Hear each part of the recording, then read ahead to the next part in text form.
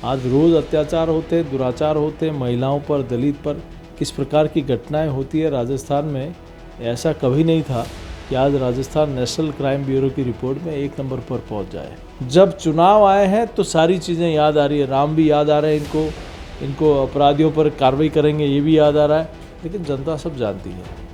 पहले इनके मंत्री के ऊपर इस देश में महिलाओं पर जो दुराचार करता है उनको मर्द कहते हैं, और जो व्यक्ति वीरांगनाओं के हक के लिए लड़ता है हमारे सांसद किरोड़ीलाल जी, उनको आतंकी कहते हैं। हमारे पास लोकप्रिय नेताओं की कमी नहीं है, जनाधार वाले नेता। यहाँ तो उधर तो वन मैन आर्मी है, हमारे यहाँ 10 लोग एक साथ पूरे प्रदेश में घूमेंगे। ऐसा करंट लगेगा कि ये 50 साल उठ नहीं पाएंगे। मेरे साथ हैं बीजेपी के प्रदेश अध्यक्ष सीपी जोशी साहब, जो बीकानेर में भारतीय जनता पार्टी की जन आक्रोश महाघेराव कार्यक्रम में भाग लेने आए हैं। जोशी साहब, सरकार कह रही है कि किसी तरीके का जन आक्रोश नहीं है, आपको कहाँ नजर आता है जन आक्रोश? जन आक्रोश पूरे राजस्थान में दिखाई देता है, और आज बीकानेर की सड़कों पर वो साफ स्पष्ट रूप से हज़ारों की संख्या में लोगों के मन में उद्वेलना थी, गुस्सा था कि जिन वादों के आधार पर ये सरकार आई उन वादों को निभा नहीं पाई। आज रोज़ अत्याचार होते हैं, दुराचार होते हैं, महिलाओं पर, दलित पर किस प्रकार की घटनाएं होती है राजस्थान में, ऐसा कभी नहीं था कि आज राजस्थान नेशनल क्राइम ब्यूरो की रिपोर्ट में 1 नंबर पर पहुंच जाए। आज किसानों के साथ वादा खिलाफी हुई, कर्जा माफ़ी की, लेकिन 4 वर्षों में गिरदावरी भी नहीं हो पाई।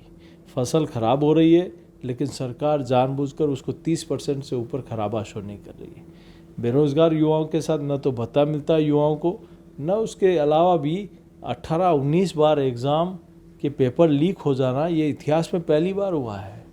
युवाओं के हौसलों को तोड़ा गया है, और किस प्रकार की घटनाएं पूरे राजस्थान में हो रही, चाहे गैंगवार हो, बजरी माफिया हो, माइनिंग माफिया हो। भगवान श्री कृष्ण की क्रीड़ा स्थली को खोद डाला और एक साधु को इसके लिए आत्मदाह करना पड़ा। इससे बड़ी बात और क्या हो सकती है? जो पेपर लीक का मुद्दा था वो तो सरकार ने छीन लिया आपसे। आज आरपीएससी के एक सदस्य को अरेस्ट कर लिया एसओजी ने। अच्छा, उसको बनाया किसने? उसको बनाया किसने? और इतने समय तक उसको बचाया किसने? जब चुनाव आए हैं तो सारी चीज़ें याद आ रही है, राम भी याद आ रहे हैं इनको अपराधियों पर कार्रवाई करेंगे ये भी याद आ रहा है, लेकिन जनता सब जानती है। मीणा समुदाय के एक व्यक्ति ने जयपुर में आत्महत्या कर ली। जलदाय मंत्री महेश जोशी पर आरोप लगाए उसने लास्ट वीडियो में। देखिए, इनके कौन से मंत्री पर आरोप नहीं लग रहे हैं? आज इन मंत्री पर हत्या का आरोप लगा है। पहले इनके मंत्री के ऊपर इस देश में महिलाओं पर जो दुराचार करता है उनको मर्द कहते हैं, और जो व्यक्ति वीरांगनाओं के हक के लिए लड़ता है हमारे सांसद किरोड़ीलाल जी, उनको आतंकी कहते हैं। मतलब मेरे समझ में नहीं आता। आज इन्हीं के एक मंत्री कहते हैं कि सरकार फॉर्च्यूनर में बैठने जितने विधायक नहीं बचेंगे, अब तो कहते हैं स्कूटर पे बैठने जितने भी नहीं आएंगे। तो ये एक के बाद इस प्रकार की कौन सा ऐसा मंत्री है? और थोड़े वो जो मंत्री इनके साथ है उनकी सबकी फाइलें मानी गहलोत साहब ने बना के रखी है।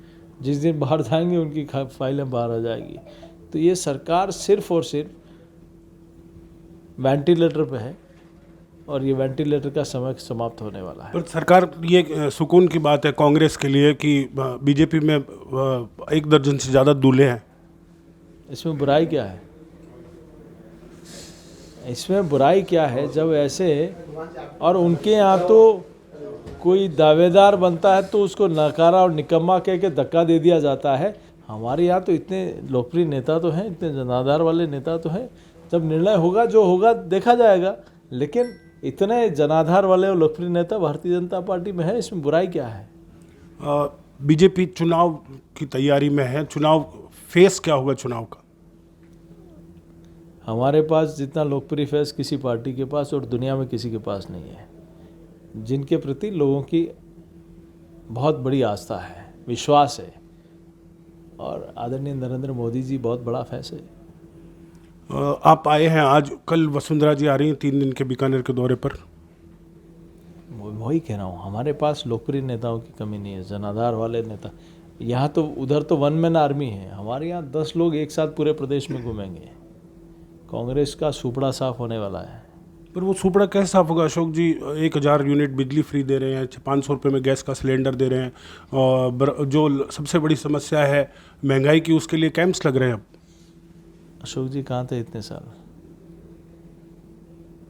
जब उनका अंतिम समय आ गया तब याद आ रहे हैं क्या? जनता सब समझती है। और अशोक जी कहाँ से दे रहे हैं गैस सिलेंडर? गैस सिलेंडर दे रही है भारत सरकार।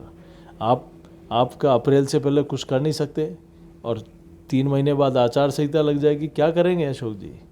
सिर्फ और सिर्फ ढोंग करने के अलावा जनता सब जानती है। जितना ही कैंप लगा ले, कितना ही कुछ कर ले, पब्लिक में आज कौन चाहेगा कि भगवान श्री राम का नारा लगाए या भगवा पताका फहराए? उस पर पहली बार एफआईआर लॉन्च हो रही है, उस पर मुकदमे दर्ज हो रहे हैं, प्रतिबंध लग रहा है। भगवान हमारी रामनवमी पे और नववर्ष की शोभा यात्रा निकलती है, रामदेवरा जाने वाले पर शोभा यात्रा निकलती है, उस पर प्रतिबंध लगा दिया जाता है। ना विकास करते हो, ना कानून व्यवस्था बहाल रहती है, ना वह आप जिन वादों की बुनियाद के आधार पर सरकार में आए उनको पूरा कर पाते हो।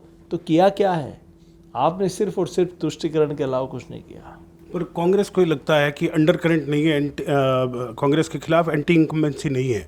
ऐसा करंट लगेगा कि ये 50 साल उठ नहीं पाएंगे। आपको फील होता है अंडर करंट? आप भी फील कर रहे हो। धन्यवाद। तो ये थे बीजेपी के प्रदेश अध्यक्ष सीपी जोशी साहब। सीपी जोशी साहब, एक चीज़ रह गई, आप सांसद भी हैं जी। कांग्रेस की तरफ से एक डिमांड हो रही है कि जाति के आधार पर जनगणना की जाए। ओबीसी, एससी, एसटी, अलग अलग जितनी जातियां हैं उनकी सामाजिक आर्थिक परिस्थिति का अध्ययन किया जाए। और कांग्रेस के एक नेता है कन्हैया कुमार, उन्होंने एक बयान दिया आज कि जिन स्टेट्स में कांग्रेस की सरकार है उनमें वो तो कोशिश कर सकते हैं कि इस तरीके की गणना हो सके। वही कन्हैया कुमार जी जिन्होंने कहा कि भारत तेरे टुकड़े होंगे इंशाल्लाह इंशाल्लाह, भारत तेरी बर्बादी होगी इंशाल्लाह इंशाल्लाह। और वहीं है हीरा तराश के, वहीं उस कार्यक्रम में माननीय राहुल गांधी जी वो हीरा तराश के कांग्रेस पार्टी में लेके आए। तो इनका सिर्फ और सिर्फ जाति, धर्म और क्षेत्रवाद, आतंकवाद, इन्हीं लोगों को समर्थन देने का काम रहा है। और इनका हश्र भी इसीलिए हो रहा है कि जहाँ देश की दिशा क्या है, देश क्या सोच रहा है, उसके विपरीत दिशा में जाने का प्रयास कर रहे हैं। इसलिए थोड़ा बहुत जो जनाधार था कांग्रेस का वो भी समाप्त होता जा रहा है। धन्यवाद, थैंक यू। हाँ, तो ये थे भारतीय जनता पार्टी के प्रदेश अध्यक्ष सीपी जोशी साहब, जिनको उम्मीद है कि जो अंडर करंट है, जो एंटी इनकम्बेंसी है, उसका बीजेपी को आने वाले चुनाव में भरपूर फायदा मिलेगा। प्रनेश गोस्वामी, बीकानेर, राजस्थान तक।